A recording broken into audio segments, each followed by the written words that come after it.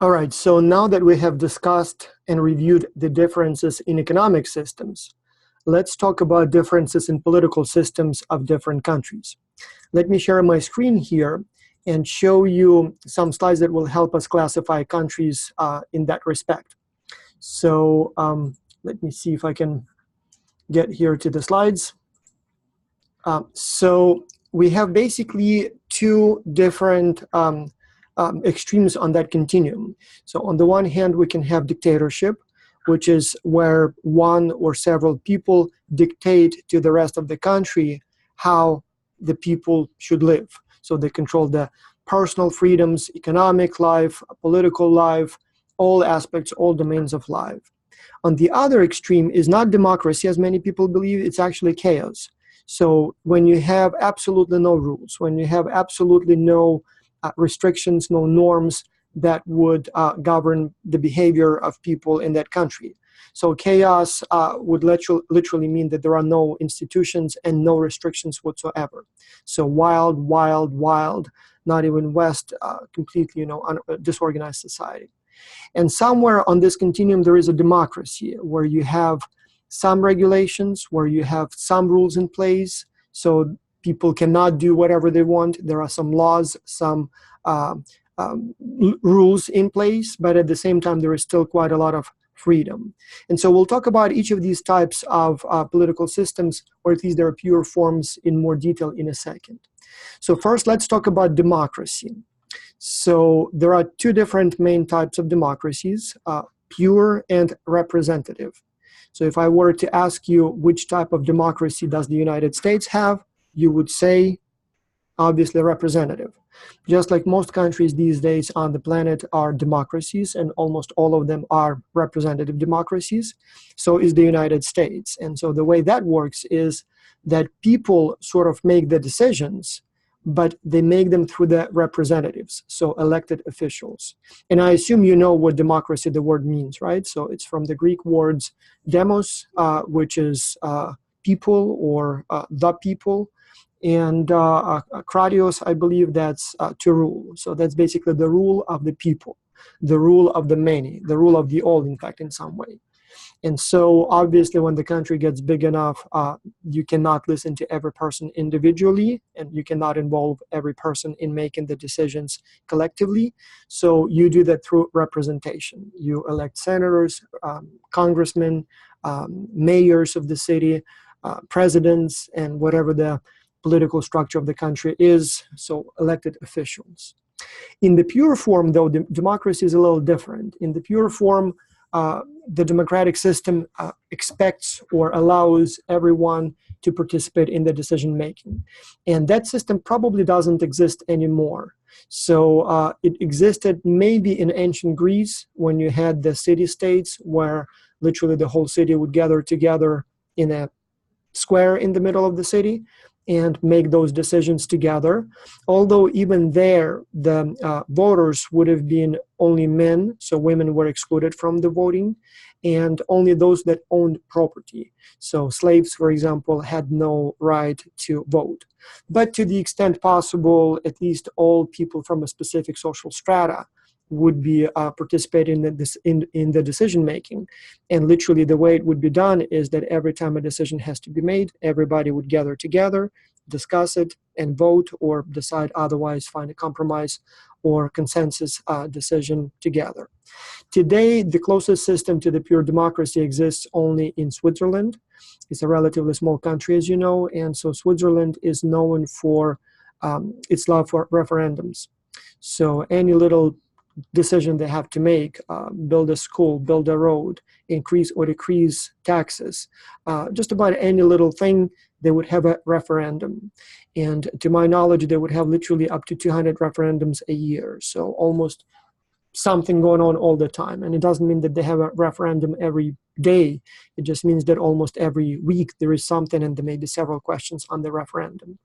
Obviously, the participation rate is not that high, so it's not like all 100% participate in every single decision, but it's respectable, and at least every time there is a decision to make, every citizen has a chance to influence and to vote directly on that decision.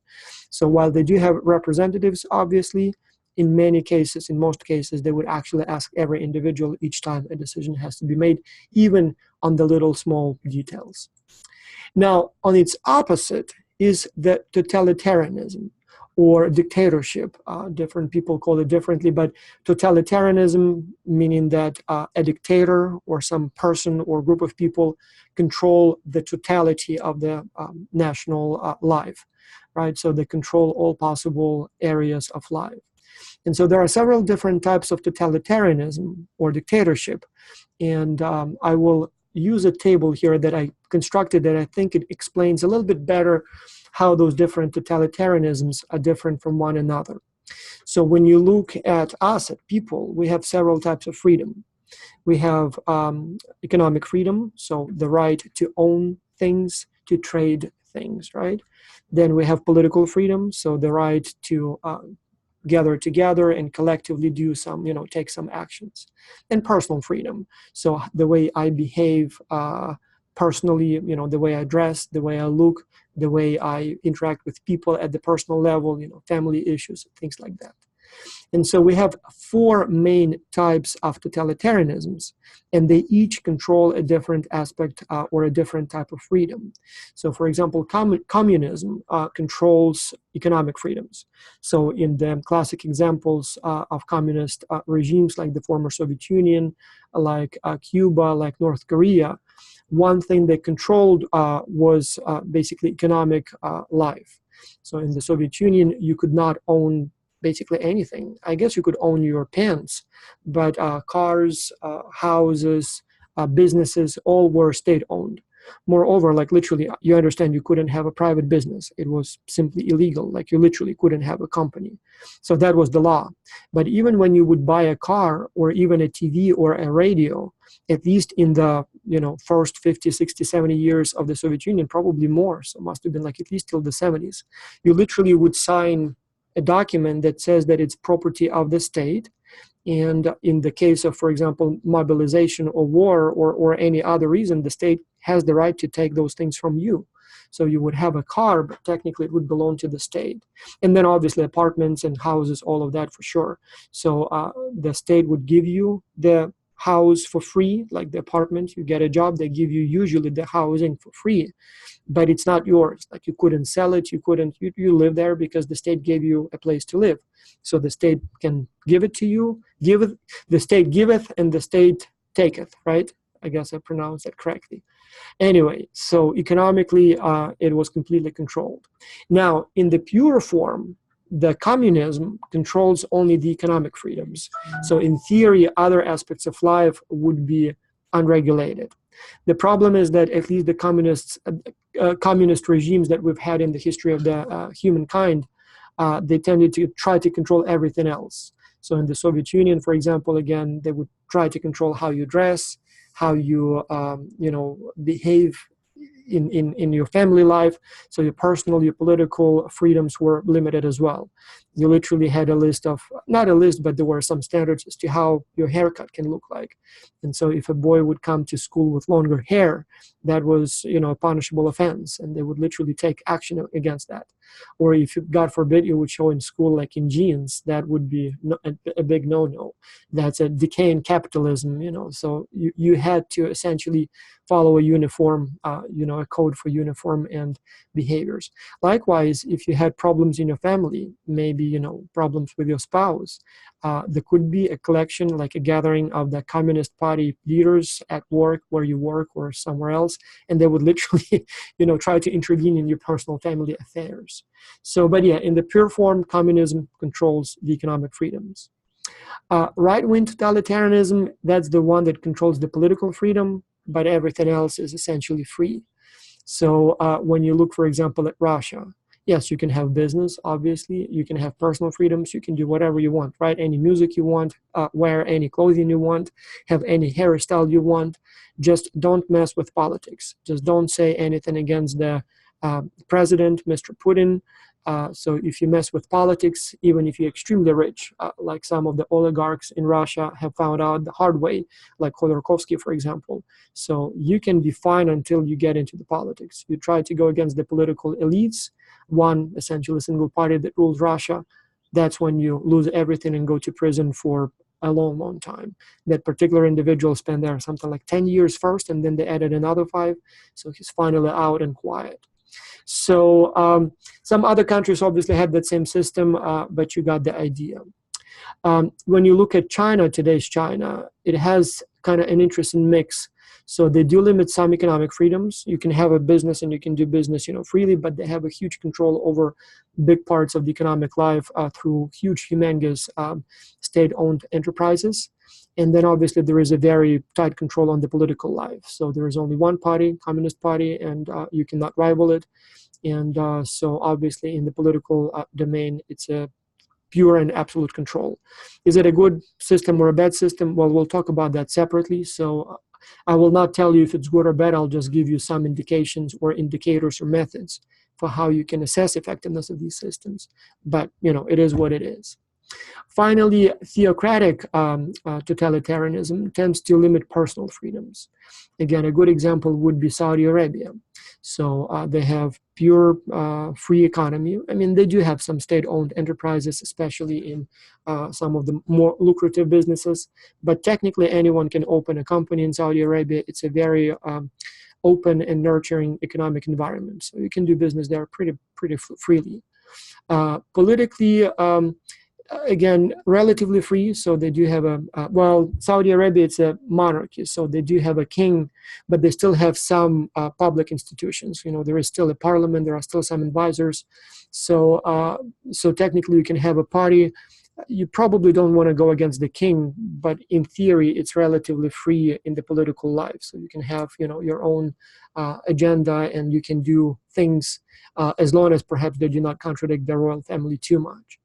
But in personal domain, there are serious restrictions. So you have rules about, how people should look like when they are in public. So, dress code, behavior. Literally, you can be thrown to jail for kissing. Again, I'm not saying that it's bad or good. It's not for me to judge. I'm just saying that certain freedoms that are taken for granted, for example, in the United States or Canada or any other so-called democratic country, in Saudi Arabia, those kinds of,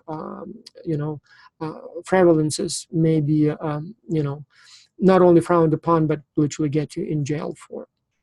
And finally, you have a tribal totalitarianism. So this one doesn't limit a specific domain of life, but rather it limits certain aspects of life for people of certain either ethnic or tribal descent. And so an example would be, for example, Rwanda.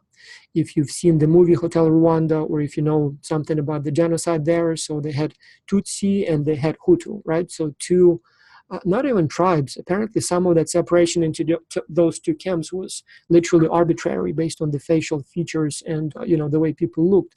But at some point, the population was divided into two, let's call them tribes. And so first one was ruling the other. And then when the oppressors, Belgians, I believe in that case, withdrew from the country, the oppressed tribe revolted against the dominating tribe, killed a lot of them, and basically reversed the tables. And so there was no restriction per se in economic, political, or personal lives. There was a restriction for people of certain background, heritage. So essentially you have, not equal rights, you have unequal everything for people of different ethnic origins. And so if you happen to be from their own tribe, you literally may be banned from the office or from all kinds of public services and goodies. Again, there are not really many countries that would explicitly discriminate based on ethnic origin, although again, there are some examples in history of many countries where that was the case, including the United States, when at certain periods of the history of the country, people, let's say, for example, of African descent or Native Americans, or certain immigrant groups, like at some point Chinese, for example, or the Irish, had limited rights. I mean, literally were either enslaved, or even when freed, had no right, for example, to vote or to participate in public life in other ways. So here is a question that is likely to appear on the exam in case you want to kind of get a sense of how it will be tested. So let's see if you can guess the answer to this question. So you have limited political freedom, but free economy and unrestricted personal freedoms. So limited political, but free personal and economic. And that would be the answer is, of course, right-wing totalitarianism. Here is another question, and I probably should have shown you the map, or I guess I'll show you the map, but also a preview of what the question on the exam might look like. So you might be given a map of the world that shows freedom, or essentially, how much totalitarianism versus freedom there is in the country. So yellow is free, purple or blue is not free. And so as you can see, pretty much all of Europe, North America, Australia, Japan, parts of Latin America are basically free, at least in the sense that people can elect the government, can change the government. Many people make jokes about, for example, the United States, saying that, oh, it's not a real democracy. No, it is. So the change of powers happens every 4 years or 8 years. And even when the old elites are not are not friends with the new elites, like, for example, the Obama administration and the Trump administration obviously were not friends, but when one won, the transition of power was peaceful, orderly, and obviously that's so the representatives were elected, so there were no attempts to usurp power, at least not in a classic sense. So maybe there was some resistance, but there was definitely no attempts to usurp power as we would expect, as it would happen, for example, in Russia. That's been going on for a while, or as we saw in my native Ukraine years ago, when the old elites literally wouldn't want to go and fight with the police and riot police and the army to cling to the power. So obviously that's different. But then when you look at Africa, and when you look at parts of Asia, those systems are not free in terms of politics. So an outsider cannot just come and challenge the current political elites and change, basically, have freedom of assembly, freedom of forming a political party and challenging the current elites.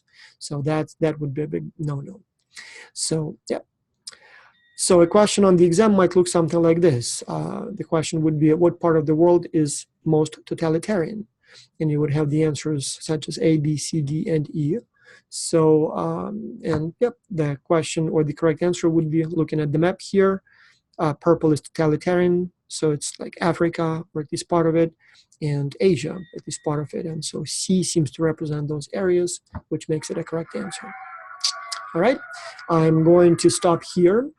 And hopefully that allows you now, gives you a better framework to think about different political systems around the world. All right.